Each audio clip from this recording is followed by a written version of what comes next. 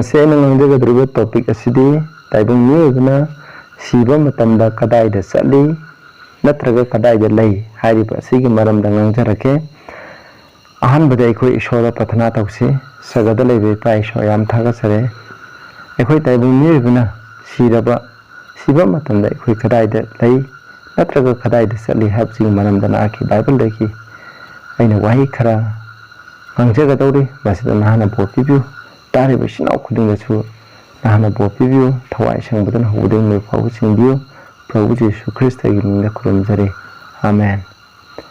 ꯑꯩꯈꯣꯏ ꯑꯍꯥꯟꯕꯗ ꯌꯦꯡꯃꯤꯟꯅꯁꯤ꯫ ꯃꯁꯤꯒꯤ ꯇꯣꯄꯤꯛ ꯑꯁꯦ ꯈꯪꯒꯦ ꯍꯥꯏꯔꯕꯗꯤ ꯑꯍꯥꯟꯕꯗ ꯑꯩꯈꯣꯏ ꯇꯥꯏꯕꯪ ꯃꯤꯑꯣꯏꯕꯁꯦ ꯏꯁꯣꯔꯅ ꯀꯔꯝꯅ ꯁꯦꯝꯈꯤꯕ꯭ꯔꯥ ꯍꯥꯏꯕꯁꯤ ꯑꯩꯈꯣꯏꯅ ꯈꯪꯕ ꯌꯥꯝꯅ ꯃꯔꯨꯑꯣꯏ꯫ ꯃꯩꯍꯧꯔꯣꯟ 2:7 ꯖꯦꯅꯦꯁꯤꯁ 2:7 ꯍꯥꯏ꯫ ꯑꯩ ꯌꯥꯔꯤꯉꯩ ꯏꯆꯤꯟ ꯏꯅꯥꯎ ꯕꯥꯏꯕꯜ ꯇꯦꯛꯁꯁꯤꯡꯁꯦ ꯑꯗꯨꯝ ꯅꯈꯣꯏꯅ ꯏꯪꯂꯤꯁꯇ ꯌꯦꯡꯕꯤꯌꯨ, ꯑꯩꯅ ꯃꯅꯤꯄꯨꯔꯗ ꯑꯗꯨꯝ ꯑꯥꯊꯍꯟꯖꯔꯛꯀꯦ꯫ ꯑꯩ ꯃꯇꯝꯁꯦ ꯌꯥꯝꯅ ꯂꯧꯗꯅꯤꯡꯉꯥꯏꯒꯤꯗꯃꯛ ꯃꯄꯨ ꯏꯕꯨꯡꯉꯣꯅ ꯇꯥꯏꯕꯪ ꯃꯤꯑꯣꯏꯕꯁꯦ ꯂꯩꯃꯥꯏꯒꯤ ꯎꯐꯨꯟꯗꯒꯤ ꯗꯁ ꯍꯥꯏꯕꯅꯤ꯫ ꯗꯁ ꯍꯥꯏꯕꯒꯤ ꯑꯔꯊꯗꯤ ꯎꯐꯨꯜ ꯍꯥꯏꯔꯁꯨ ꯌꯥꯔꯦ, ꯂꯩꯈꯣꯝ ꯍꯥꯏꯔꯁꯨ ꯌꯥꯔꯦ, ꯅꯠꯇ꯭ꯔꯒ ꯂꯩꯄꯥꯛꯇꯒꯤ ꯑꯩꯈꯣই ꯇꯥꯏꯕꯪ ꯃꯤꯑꯣꯏꯕꯁꯦ ꯁꯦꯝꯃꯤ꯫ ꯃꯍꯥꯛꯀꯤ ꯃꯅꯥꯇꯣꯟ ꯃꯈꯨꯟꯗ ꯑꯍꯤꯡꯕꯒꯤ ꯁꯣꯔ ꯑꯗꯨ ꯀꯥꯝꯁꯤꯟꯈꯤ꯫ ꯑꯁꯨꯝꯅ ꯇꯥꯏꯕꯪ ꯃꯤꯑꯣꯏꯕ ꯑꯁꯦ ꯑꯍꯤꯡꯕ ꯊꯋꯥꯏ ꯑꯃ ꯑꯣꯏꯔꯦ ꯍꯥꯏ꯫ ꯁꯤꯗꯀꯣ ꯑꯦ ꯂꯤꯚꯤꯡ ꯁꯣꯜ ꯍꯥꯏ, ꯊꯋꯥꯏ ꯍꯥꯏꯕꯀꯣ꯫ ꯃꯅꯤꯄꯨꯔꯗꯗꯤ ꯊꯋꯥꯏ, ꯁꯣꯜ ꯍꯥꯏꯕꯁꯦ ꯊꯋꯥꯏ ꯍꯥꯏ, ꯁ꯭ꯄꯤꯔꯤꯠ ꯍꯥꯏꯕꯁꯨ ꯊꯋꯥꯏ ꯍꯥꯏ꯫ ꯃꯗꯨ ꯀꯔꯝꯕꯅ ꯆꯨꯝꯒꯗꯧꯅꯣ ꯈꯪꯗꯦ, ꯑꯗꯨꯕꯨ ꯁꯣꯜ ꯍꯥꯏꯕꯗꯤ ꯑꯁꯦꯡꯕꯗꯤ ꯊꯋꯥꯏ ꯍꯥꯏꯕ ꯅꯠꯇꯦ꯫ ꯃꯁꯤ ꯑꯩꯈꯣꯏꯅ ꯊꯋꯥꯏ ꯄꯥꯟꯕ ꯃꯤ ꯅꯠꯇ꯭ꯔꯒ ꯄꯣꯠ ꯑꯗꯣ ꯃꯁꯤꯗ ꯊꯋꯥꯏ ꯄꯥꯟꯕ, ꯑꯇꯣꯞꯄ ꯚꯔꯖꯟꯗꯗꯤ ꯃꯁꯤ ꯁꯣꯜꯁꯦ ꯕꯤꯡ ꯍꯥꯏꯅ ꯍꯥꯏ꯫ ꯑꯩꯈꯣꯏꯅ ꯊꯋꯥꯏ ꯄꯥꯟꯕ ꯃꯤ ꯍꯥꯏꯕꯁꯦ ꯃꯁꯤꯕꯨꯅꯦꯕ ꯁꯣꯜ ꯍꯥꯏꯅ ꯑꯩꯈꯣꯏꯅ ꯈꯪꯅꯔꯤꯁꯦ꯫ ꯑꯩꯈꯣꯏꯅ ꯊꯋꯥꯏ ꯑꯅ ꯍꯥꯏ, ꯑꯗꯣ ꯑꯌꯥꯝꯕ ꯃꯅꯤꯄꯨꯔꯤꯁꯤꯡꯅ ꯍꯟꯕꯗꯗꯤ ꯊꯋꯥꯏ ꯍꯥꯏ, ꯃꯁꯤ ꯂꯥꯜꯂꯦ꯫ ꯁ꯭ꯄꯤꯔꯤꯠ ꯍꯥꯏꯔꯒꯅ ꯊꯋꯥꯏꯅꯤ, ꯁ꯭ꯄꯤꯔꯤꯠ ꯍꯥꯏꯕꯁꯦ꯫ ꯑꯗꯨꯅ ꯑꯩꯈꯣꯏꯅ ꯁꯣꯜ ꯑꯃ ꯍꯥꯏꯕꯁꯦ ꯀꯔꯤꯅꯣ ꯍꯥꯏꯕ ꯃꯇꯝꯗ ꯑꯩꯈꯣꯏꯅ ꯌꯦꯡꯁꯤꯀꯣ꯫ ꯍꯧꯖꯤꯛ ꯕꯥꯏꯕꯜꯒꯤ ꯇꯦꯛꯁꯀꯤ ꯃꯇꯨꯡꯗ ꯗꯁ ꯑꯗꯨ ꯑꯩꯈꯣꯏꯒꯤ ꯍꯛꯆꯥꯡ ꯁꯦꯝꯃꯤꯕ ꯂꯩꯄꯥꯛ ꯎꯐꯨꯜꯁꯦ ꯃꯁꯤ ꯂꯩꯔꯦ꯫ ꯑꯗꯨꯒ ꯅꯨꯡꯁꯥ ꯁꯣꯔ, ꯕ꯭ꯔꯦꯗ, ꯏꯁꯣꯔꯅ ꯑꯩꯈꯣꯏꯒꯤ ꯅꯥꯇꯣꯟ ꯃꯈꯨꯟꯗ ꯀꯥꯝꯁꯤꯟꯈꯤꯕ ꯅꯨꯡꯁꯥ ꯁꯣꯔꯁꯦ ꯑꯅꯤꯁꯦ ꯄꯨꯟꯖꯜꯂꯒ ꯁꯣꯜ, ꯊꯋꯥꯏ ꯍꯥꯏꯕꯗꯤ ꯊꯋꯥꯏ ꯄꯥꯟꯕ ꯖꯤꯕꯁꯦ ꯑꯩꯈꯣꯏꯁꯦ ꯑꯣꯏꯌꯦꯕ꯫ ꯃꯁꯤ ꯌꯥꯝ ꯈꯪꯕ ꯇꯥꯏ꯫ ꯑꯗꯨꯅ ꯀꯅꯥꯒꯨꯝꯕ ꯃꯤꯁꯤꯅ ꯍꯥꯏ ꯑꯩꯈꯣꯏ ꯁꯤꯔꯒ ꯑꯩꯈꯣꯏꯒꯤ ꯊꯋꯥꯏꯁꯦ ꯁꯤꯕ ꯅꯥꯏꯗꯦ, ꯊꯋꯥꯏꯗꯤ ꯁꯣꯜ ꯍꯥꯏꯕꯁꯦ ꯁꯤꯕ ꯅꯥꯏꯗꯦ ꯀꯣꯠꯄꯥꯏ ꯄꯥꯏ ꯍꯥꯏ꯫ ꯃꯗꯨ ꯑꯣꯏꯕ꯭ꯔꯥ ꯑꯣꯏꯗꯕ꯭ꯔꯥ ꯑꯩꯈꯣꯏꯅ ꯕꯥꯏꯕꯜꯗꯒꯤ ꯑꯃꯨꯛ ꯌꯦꯡꯃꯤꯟꯅꯁꯦꯕ꯫ ꯑꯗꯨꯒ ꯑꯁꯤꯕ ꯍꯥꯏꯕꯁꯦ ꯀꯔꯤꯅꯣ ꯑꯩꯈꯣꯏ ꯑꯃꯨꯛ ꯌꯦꯡꯁꯤ꯫ ꯑꯁꯤꯕ ꯍꯥꯏꯕꯁꯦ ꯖꯦꯝꯁ ꯑꯩꯈꯣꯏꯅ ꯍꯧꯖꯤꯛ ꯄꯥꯈꯤꯕꯗꯨꯒꯤ ꯃꯇꯨꯡ ꯏꯟꯅ ꯈꯪꯉꯦ꯫ ꯃꯗꯨꯗꯤ ꯑꯩꯈꯣꯏꯒꯤ ꯍꯛꯆꯥꯡꯒ ꯑꯩꯈꯣꯏꯒꯤ ꯅꯨꯡꯁꯥ ꯁꯣꯔꯒ ꯑꯅꯤꯁꯦ ꯈꯥꯏꯗꯣꯛꯅꯕꯁꯦ ꯃꯁꯤꯕꯨ ꯑꯁꯤꯕ ꯀꯧꯋꯦꯕ꯫ ꯑꯗꯨꯅ ꯁꯤꯕ ꯃꯇꯝꯗꯗꯤ ꯁꯣꯜ ꯍꯥꯏꯕ ꯑꯃꯁꯦ ꯊꯋꯥꯏ, ꯃꯅꯤꯄꯨꯔꯗ ꯑꯥꯔꯊ ꯊꯋꯥꯏ ꯍꯥꯏꯕꯁꯦ, ꯁꯣꯜ ꯍꯥꯏꯕꯗꯤ ꯑꯁꯤ ꯂꯩꯇ꯭ꯔꯦꯕ꯫ ꯁꯣꯜ ꯍꯥꯏꯕꯁꯦ ꯂꯩꯇꯦ, ꯃꯁꯤ ꯈꯪꯉꯨ꯫ ꯑꯗꯨꯒ ꯑꯩꯈꯣꯏꯅ ꯌꯦꯡꯁꯤ ꯁꯤꯕ ꯍꯥꯏꯕꯁꯤ ꯀꯔꯤꯅꯣ ꯍꯥꯏꯕꯗ ꯖꯦꯝꯁ 2:26 ꯍꯥꯏ, ꯊꯋꯥꯏ ꯌꯥꯎꯗꯕ, ꯁ꯭ꯄꯤꯔꯤꯠ ꯍꯥꯏꯕꯅꯤꯀꯣ ꯁꯤꯗꯗꯤ, ꯅꯨꯡꯁꯥ ꯁꯣꯔ ꯌꯥꯎꯗꯕ, ꯁ꯭ꯄꯤꯔꯤꯠ ꯍꯥꯏꯕꯗꯤ ꯅꯨꯡꯁꯥ ꯁꯣꯔ ꯌꯥꯎꯗꯕ ꯍꯛꯆꯥꯡ, ꯊꯋꯥꯏ ꯌꯥꯎꯗꯕ ꯍꯛꯆꯥꯡ ꯑꯁꯦ ꯑꯁꯤꯕꯅꯤ ꯍꯥꯏ꯫ ꯑꯗꯨꯅ ꯃꯁꯤꯗ ꯍꯥꯏꯕꯗꯤ ꯊꯋꯥꯏꯒ ꯍꯛꯆꯥꯡꯒ ꯈꯥꯏꯗꯣꯛꯅꯕ ꯍꯥꯏꯕꯗꯤ ꯑꯩꯈꯣꯏꯅ ꯍꯣꯜꯂꯤꯕ ꯅꯨꯡꯁꯥ ꯁꯣꯔꯁꯤꯒ ꯑꯩꯈꯣꯏꯒꯤ ꯍꯛꯆꯥꯡꯒ ꯈꯥꯏꯗꯣꯛꯅꯕꯁꯦ ꯃꯁꯤꯕꯨ ꯁꯤꯕ ꯀꯧꯋꯦꯕ꯫ ꯑꯗꯨꯒ ꯖꯣꯕ 23:27-3ꯗꯁꯨꯀꯣ ꯃꯁꯤꯗ ꯑꯩꯈꯣꯏꯅ ꯊꯋꯥꯏ ꯍꯥꯏꯕꯁꯤꯒꯤ ꯃꯥꯒꯤ ꯃꯤꯅꯤꯡꯁꯦ, ꯋꯥꯠ ꯏꯁ ꯗ ꯁ꯭ꯄꯤꯔꯤꯠ ꯍꯥꯏꯕꯁꯤ ꯃꯥꯒꯤ ꯃꯤꯅꯤꯡ ꯄꯤ꯫ ꯃꯗꯨꯗꯤ all the while my breath is in me, ꯑꯩꯅ ꯁꯣꯔ ꯍꯣꯜꯂꯤꯕ ꯃꯈꯩ, and the spirit of God is in my nostril, ꯏꯁꯣꯔꯒꯤ ꯊꯋꯥꯏ ꯑꯗꯨꯅ ꯑꯩꯒꯤ ꯅꯥꯇꯣꯟ ꯃꯈꯨꯟꯁꯤꯡꯗ ꯂꯩꯔꯝꯃꯤ ꯍꯥꯏ꯫ ꯃꯁꯤꯗ ꯍꯜꯂꯤꯕ ꯁ꯭ꯄꯤꯔꯤꯠ ꯍꯥꯏꯕꯁꯤꯗꯤ ꯀꯩꯅꯣ, ꯑꯩꯈꯣꯏꯅ ꯁꯣꯔ ꯍꯣꯟꯕꯁꯤꯕꯨꯅꯦꯕ꯫ ꯑꯗꯨꯅ ꯖꯦꯝꯁꯇ ꯄꯜꯂꯤꯕꯁꯤ ꯊꯋꯥꯏ ꯍꯥꯏꯕꯁꯤ ꯅꯨꯡꯁꯥ ꯁꯣꯔ ꯍꯣꯟꯕꯁꯤꯅꯦꯕ꯫ ꯑꯩꯈꯣꯏꯅ ꯅꯨꯡꯁꯥ ꯁꯣꯔ ꯍꯣꯟꯕꯁꯤꯒ ꯑꯩꯈꯣই ꯍꯛꯆꯥꯡꯁꯤꯒ ꯀꯥꯏꯅꯕ ꯃꯇꯝꯗ ꯑꯩꯈꯣꯏ ꯁꯤꯔꯦ꯫ ꯅꯨꯡꯁꯥ ꯁꯣꯔ ꯍꯣꯟꯕ ꯍꯦꯛ ꯂꯦꯞꯄ ꯃꯇꯝꯗ ꯑꯩꯈꯣꯏ ꯁꯤꯔꯦꯕ꯫ ꯃꯁꯤꯅꯤꯀꯣ ꯑꯩꯈꯣꯏꯅ ꯁꯤꯕ ꯍꯥꯏꯕꯁꯦ꯫ ꯑꯗꯨꯒ ꯁꯤꯔꯕꯅꯤꯅ ꯑꯩꯈꯣꯏꯒꯤ ꯁꯣꯜ, ꯑꯩꯈꯣꯏꯅ ꯉꯁꯥꯏ ꯍꯥꯏꯔꯤꯕ ꯁꯣꯜ, ꯃꯤꯁꯤꯡꯅ ꯊꯋꯥꯏ ꯍꯥꯏꯅꯔꯤꯕꯁꯦ, ꯃꯁꯤ ꯑꯩꯗꯤ ꯁꯣꯜ ꯑꯗꯨꯝ ꯍꯥꯏꯖꯔꯒꯦ, ꯊꯋꯥꯏ ꯍꯥꯏꯖꯔꯔꯣꯏꯒꯦ꯫ ꯃꯁꯤ ꯁꯣꯜ ꯍꯥꯏꯕꯁꯦ ꯂꯩꯇ꯭ꯔꯦꯕ꯫ ꯃꯁꯤ ꯑꯩꯈꯣꯏꯅ ꯕꯜꯕ ꯑꯃ ꯊꯥꯟꯕ ꯃꯇꯝꯗ ꯑꯩꯈꯣꯏꯅ ꯁ꯭ꯋꯤꯆ ꯑꯣꯟ ꯇꯧꯕ ꯃꯇꯝꯗ ꯃꯩ ꯉꯥꯜꯂꯦ꯫ ꯑꯗꯣ ꯍꯥꯏꯔꯤꯕꯁꯦ ꯁ꯭ꯋꯤꯆ ꯑꯣꯐ ꯇꯧꯕ ꯃꯇꯝꯗ ꯍꯥꯏꯔꯤꯕ ꯃꯉꯥꯜꯗꯣ ꯀꯗꯥꯏꯗ ꯆꯠꯈꯤ? ꯑꯗꯣ ꯂꯩꯇ꯭ꯔꯦꯕ, ꯃꯉꯥꯜ ꯍꯥꯏꯕꯗꯣ ꯃꯥꯡꯈ꯭ꯔꯦꯕ꯫ ꯑꯗꯨꯒ ꯆꯞ ꯃꯥꯟꯅꯩ ꯑꯩꯈꯣꯏꯅ ꯁꯤꯗ ꯍꯥꯏꯔꯤꯁꯦ꯫ ꯑꯗꯨꯅ ꯁꯤꯕ ꯃꯇꯝꯗ ꯀꯔꯤ ꯊꯣꯛꯄ꯭ꯔꯥ ꯍꯥꯏꯁꯤ ꯑꯃꯨꯛ ꯌꯦꯡꯃꯤꯟꯅꯁꯦ꯫ ꯑꯩꯈꯣꯏꯅ Ecclesiastes 12:7 ꯍꯥꯏ, ꯑꯩꯈꯣꯏ ꯃꯤꯑꯣꯏꯕꯁꯦ ꯁꯤꯕ ꯃꯇꯝꯗ ꯑꯩꯈꯣꯏꯒꯤ ꯍꯛꯆꯥꯡꯁꯦ ꯑꯩꯈꯣꯏꯅ ꯃꯥꯂꯦꯝ ꯂꯩꯃꯥꯏꯒꯤ ꯎꯐꯨꯜꯅ ꯂꯩꯄꯥꯛꯅ ꯁꯦꯝꯕ ꯃꯔꯝꯅ ꯂꯩꯄꯥꯛꯇ ꯍꯜꯂꯒꯅꯤ ꯍꯥꯏ꯫ aduga spirit haibdi akoina nungsa sor se akoida ahing bagi nungsa sor ishona pibni haiba nungsa sor je spirit aijina isho masibu pibiriba ishoda hangiraneba aduna ichinausha akoina soul haiba akoina koi miyoba akoi taiba akoi maitei akoina toina hainaba soul thawai haibse atiada paile waido paide masi anu mangkhre ani je khanaba matamda mangkhre soul laite paide atiada paide akoigi ishona pirakpa nungsa sor ase masidi mangonda ishona hankragani aduga akoigi hakchang asina malemda tilaurani masini karisu laite masida je aduga Ecclesiastes 3:20 dasu lare Mehoron 3:19 zare madude akoije lebakte akoi kudim all go to one place akoi kudim mafam da sakani akoi lebakte gi sembani akoi lebakte loina hanigani hamni akoi hakchang lebakte hale nungsa sori ishona pibi na maki mafam da haleba masi khangbaje yamna mathau tai isnausing kanaw misna hai akoi sibuka sargada sabi haina kanaw misna hai madu Bible matuna madu oide akoi makhata na Bible lai yemnani aduga Ecclesiastes 9:5-6 adu hai ahin the mission am khoi signi khangi adubu sikhaba mission ka disu khangde hai makhoi gi mana amuk leitre makhoi ningsing bagi pangan leitre hai masi manam da text am pi hai adu samjal lage pi roi aduga makhoi gi ningsiba makhoi gi tukutsaba makhoi gi kalakpa loina hauji ti mangkhre numit ki makhada tawba thabak amatada makhoi saru yafam leitre hemne hai akoina siba matana kari su khangdre hemne asiba mina kari su khangdre hai kana mission hai asiba mission la ekan haije masi laibudo ekoi mi nate saitanani aseng bai disnaw sam asi topic yam sangba topic ne adubu aina question adu the main point da sakne aigi sammo mamang do ma thaga chagami asiba mission gi phibam haire samondo adu stop you hena detail gi damo ekona yeng biu adugo sideda mo asiba mission na makoina siba matana kadai chapra yam moroibu question job 21 gi 32 dai khago mahak pu mongpham da purakani hai a diesel cap over the tomb adugam amaz mang sangdana lairagani hai akhoi mi bi sirakana kai chalani mongpham da akhoi phumani mongpham da ai phumpham adu da dum laire masini ko sile da aduga John 5:28-29 hore makhata na aroi bida parakani masida hai Prabhu na lakpa matamda Prabhu ki khonjen taraga mongpham da leba mission ma ki khonjen taragani hai sida haibse adunadi akhoi sikhraba khudimak se krai da lei mongpham da lei adubu sida khonjen taga to karam mino Prabhu da thajaraga dharma chelaga hingba mission do Prabhu na ni suba lakpa matamda ma ki khonjel atu tagani haibni masini ko isnaw sa question am akhoi me na sira kai chalo mongpham da akhoi na sibuga sargada chatra sate ko sida amuk question jeng ko me na sibuga sargada chatra hai kana misna huli yam thabe akhoi na mamang da yamna ishoyo pok sandokpa nupa mamindo ai kaure ko ado maha aduga hujuji kun Elizabeth ka je kona sargada chatli haina hai adu masi Bible gi matina haide chatte ekhone sibuga sarga chatte yengsi x 2:29 da pitana David se ekhogi ibudau David se mahak sigre mahak phumi mahak mongphum da ekhogi lei hai adu pitana hai ko 2:34 da x ki David did not ascend into the heavens hai David se sarga da kakhatte hai David se uri ke mongphum da tumma lei hoi Bible gi matina aikoina asiba mission gi marka khona sargada pukhat ki ba khara lai akna ba khara slai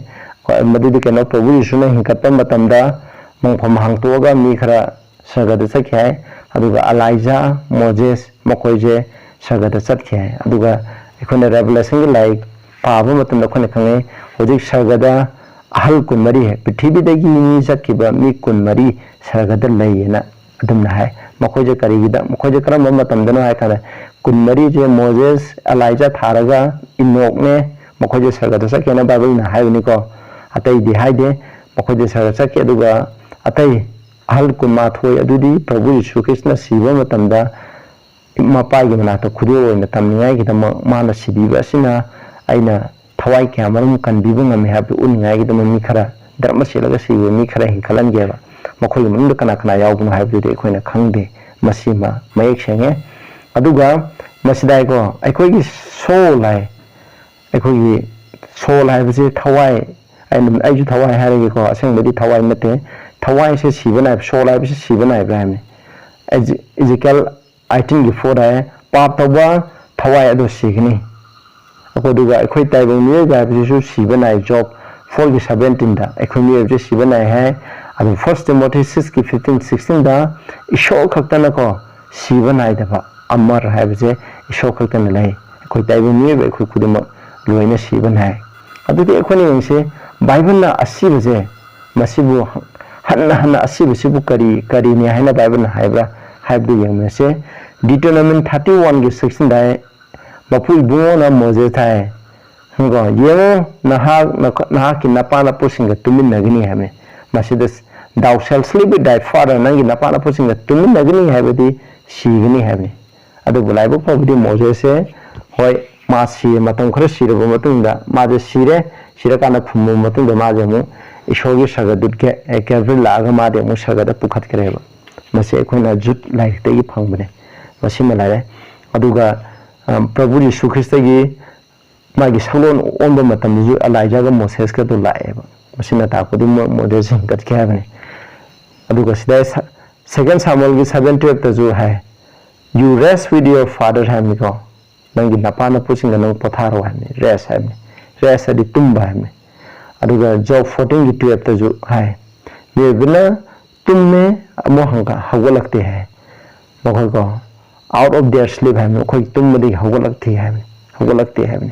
अदु साम 13 की 3 तजु है let's I sleep the sleep of their है को अइना असीबगी अतुंबा दो तुमद्रि फावा है असीबजे मसिबु तुम्बा है खने अदुगा दानेन 12 की 2 जो many of them that sleep in the dust है लाइपाक तुंगली बके मरुम को मखोय पृथ्वी की लैमाइदे तुंगली बके हमला हगत कनी है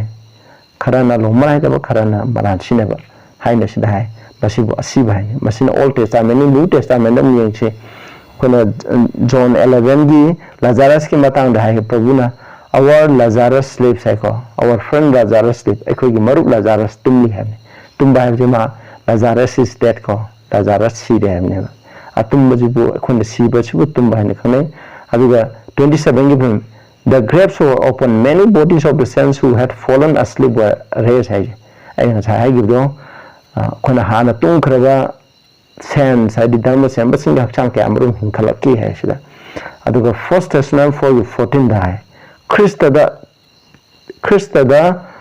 sikhiba singado ishona mon purakne masi tek ai hore mo parakne first Corinthians 15 gi 51 da ko aina na khoida angama utkani अखोई लोन तुम लरो है अखोई खुद मोम टॉपिक ने तुम बायबदी सीबा है अदुना बाइबल ना सीबा असिबु तुमबा सीबा है करम फॉल्स असिबु जे मखल क्या ले है दुखो यंगसे अहान बस सीबु जे मसिबु अखोना तुमबा है खनेबा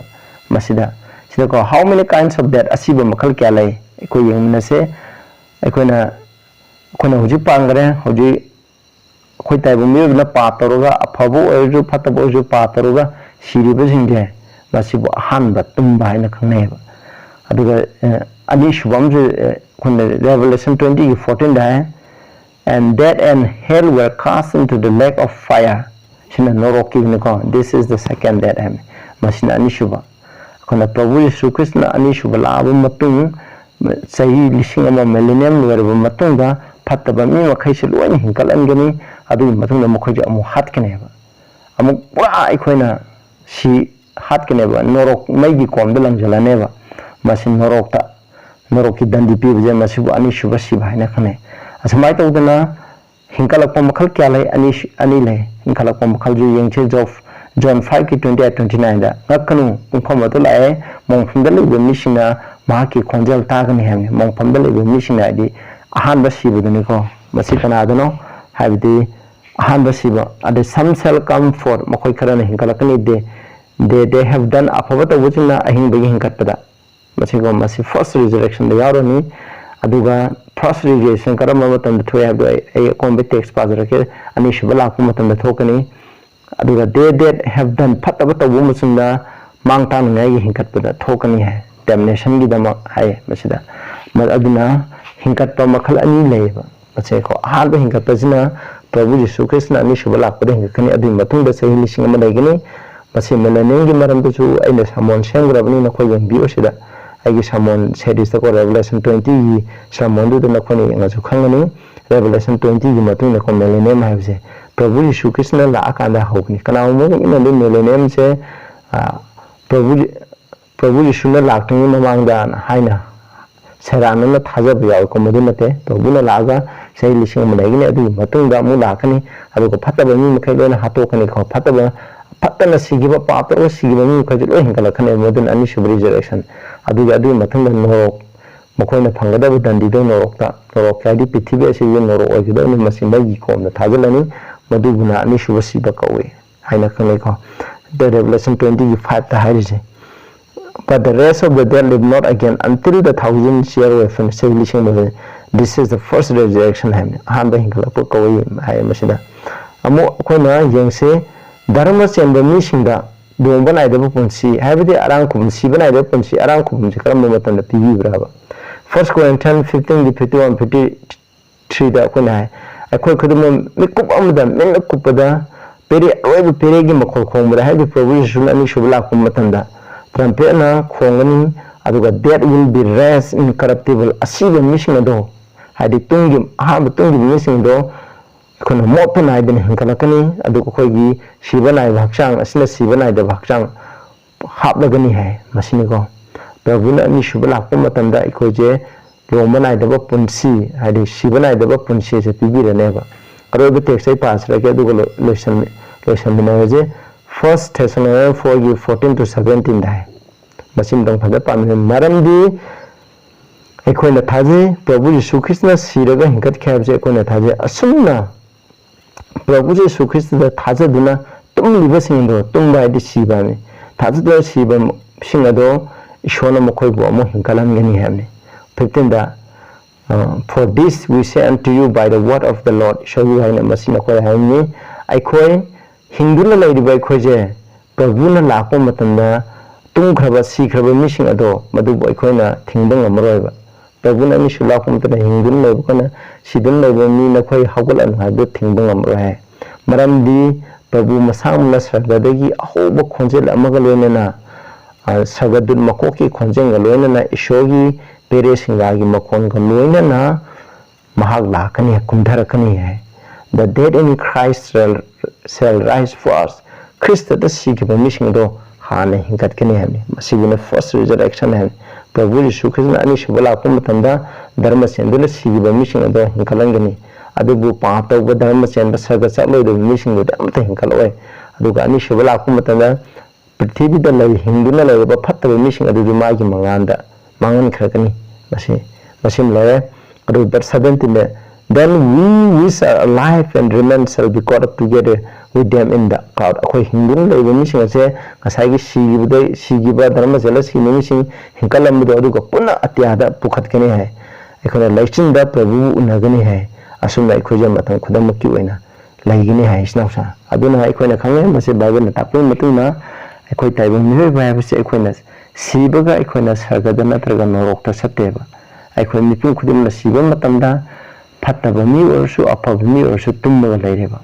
अफब इ धर्म सेंब प्रभु द थाजरगा पाप तोदना सिगिबा मिसिंग धर्म सेंब सरगा चकद मिसिंग अदुदि प्रभु न अनि शुभ लाखपदा हिंकलकनी अदुगा नोरोक चकद मिसिंग अदुदि मदुगी मतुंग चही लिसिंग अमा लैरेबा मतमदा अमुक प्रभु न लाखपा मतमदा मागी सेन सिंग लोने न फत्तब मिसिंग शैतान अमसुंग मागी दुसिंग खुदमक मांगन गदब दंदि पिबा लाखपा मतमदा मखोय हिंकलगा मखोयन फंगबम थोपा अदुगी मतुइना फंगनेबा अखोय सिबगा सरगदा सली हाय तावरी प्रभु यीशु के फ्राइडे निमित्त सिबनी मार्क सरगदा फ्राइडे निमित्त मार्क सरगदा सत्यबा कईगिनो हाय तारि मा माइजुंगी अयु अंगन बदा मा हौगलेबा मसिने को अखोय कनाव मिसना है कोसा पांगथिंगना सिगी भुराम बदसु सरगदा चलेना सत्य अदु निमित्त द सरगदा सत्य अद माइगी वासते प्रभु न हायबनी कमा कोपम सोयबदेगिनी को प्रभु न हायबनी ngasi aina nangonda wasali aina heng chagada laibo matam du nang saga laigine course ki pung hongaga course pangthing ba je thamla khand chibura mdo ma hojik tumni heng prabuna ani shubala ko matam ma ju heng kalangine ba sinausing aduna masi bible na takpi bini aina haiba nate aduna hairiba Bible gi wai ase akhoi loksaminasi akhoi mipum khudimakse akhoi pap taukhroba mipum khudimakse ahan basi bai base akhoi na loi nangani hoi aroi ba matam hingba mi khara madi ahan basi dana direct sagada sakhiba yaguni adugo loina sidiba mi singi ahan basi ba kaweba ahan basi diba mi singi loina mongfamda tumba na kaweba adugo Romans 6:33 for the wages of sin is death पाप के अतों मंदी असीबने है जे मसिदा पलिबे date अदुदे अनिशुब सिबने अखना पाप तोबा पुन होंगदब missing अदुदी अनिशुब सिबा आइदन रोकी लंबीदे पीगने है बसनेबा अदुना ताबिबो मयामदे शोनो बोबिबो शनो पतना तौसे सगदले बि पायाम थागसरे फुइता बुंगि उना सिरुवा अखना सगद सत्ते अखना मंगफमदे तुमदुना लई है बसने अदुगा अखोगी थवाइजे सिबना आइदना कोटाइ पाइदुना लई है बसे मसि लैते सोल थवाइ हाइबा अमता लैते अखोई ताइमुंगेबना सिबा मतमदा हक्चांगना मालेमदे तिरनी अदुगा अखोगी अहिंबगी नुसा सोदुना इपाइ सोनाना पिबिबनि नाखिना फमदा हंगनी अदुगा सोलाइबा अमसे करिसु लेहौदे हाइबसे खंगनबा सिगिदम थागसरे अदुना ताबिरिबा खुदुंगसु नाना बो पिबिउ प्रभु यीशुगिनि खुरमदरे आमेन।